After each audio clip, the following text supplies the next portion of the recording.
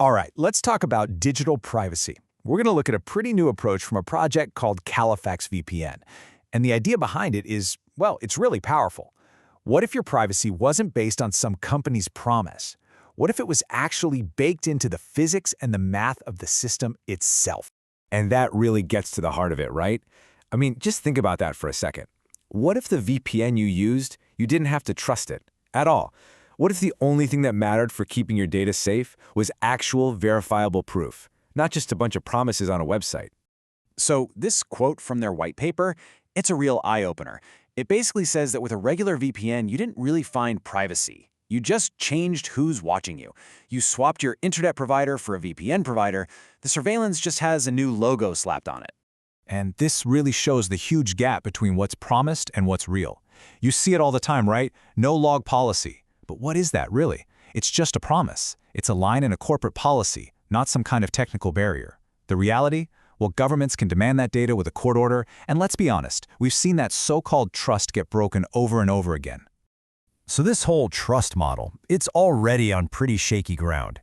But here's the thing. The problem is about to get a whole lot worse. There's a new threat coming, and it's a big one.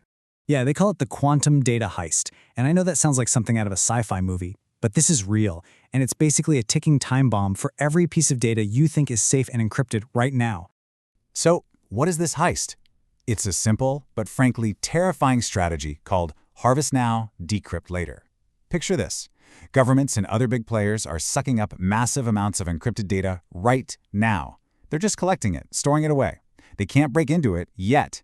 They're just hoarding it, waiting for the day quantum computers come online and can just shatter today's encryption like glass. And when you look at the timeline, it suddenly feels very, very real. Today, right now, your supposedly private encrypted data could be getting vacuumed up and stored on a server somewhere. Maybe in 5 years, give or take, quantum computers get good enough. And then what? Your entire private history, every message, every search, suddenly becomes an open book for anyone who has that data. Okay, so facing that kind of threat, how do you even begin to build a system that's truly private? Well, Califax VPN's answer is something they call an architecture of no trust. And the key here is that they're not trying to be a more trustworthy VPN. Their goal is to make trust totally, completely irrelevant. And the first piece of this puzzle is it's brilliant.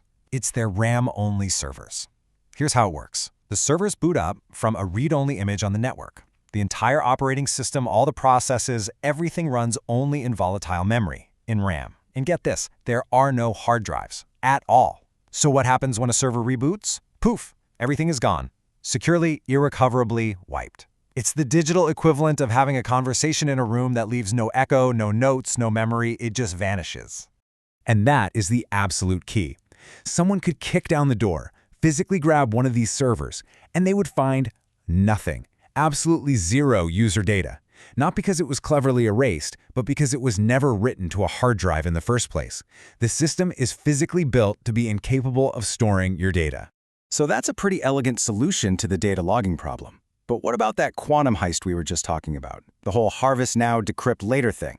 Well, turns out the system is designed to tackle that too, starting today. How? With something called host quantum cryptography. Specifically, they're using an algorithm called Crystal's Kyber. Now, you don't need to remember the name, but what you do need to know is that this is the brand new standard from NIST, the big US standards agency, designed precisely to stand up to quantum computers.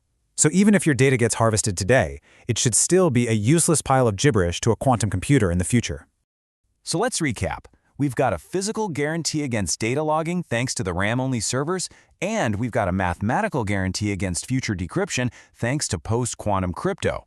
The next layer is all about making this stuff transparent and verifiable for you, turning all those flimsy promises into solid, provable guarantees. But that brings us to the classic problem, right? The one that every privacy service eventually faces. What happens when the government shows up with a secret court order and a gag order that says, give us the data and you're legally forbidden from telling anyone about this? You know, a lot of services use what's called a warrant canary.